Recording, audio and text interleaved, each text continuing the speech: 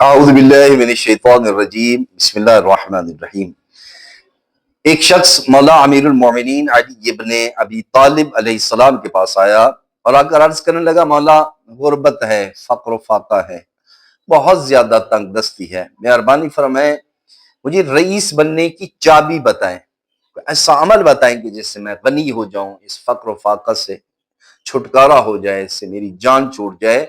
تو اس وقت امیر المومنین علی ابن ابی طالب علیہ السلام نے ارشاد فرمایا کہ بندہ خدا نماز صبح کے بعد 27 مرتبہ یا رزاق یا حکیم، یا رزاق یا حکیم اس کی تلاوت کرو، پھر شام کو بھی اسی کی تلاوت کرو، لیکن اس کے بعد آپ نے دعا مانگنی ہے، پروردگار تیرے ہی بھروسے سے میں یقین کامل کے ساتھ یہ مجھے یقین ہے کہ آج تو رحمان ہے، تو رزاق ہے، میرے لیے رزق کے راستے کھول دے گا اور میرے لیے آسانیاں فرمائے گا۔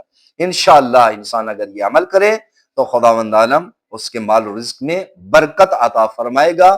صبح بھی یہی اس کی تلاوت اور شام کو بھی۔ آپ زندگی میں یہ روٹین بنائیں، چند ہفتے بعد انشاءاللہ آپ کے زندگی کے حالات جو ہے نا وہ بہتر سے بہترین ہوتے جائیں گے۔ والسلام علیکم ورحمۃ اللہ وبرکاتہ۔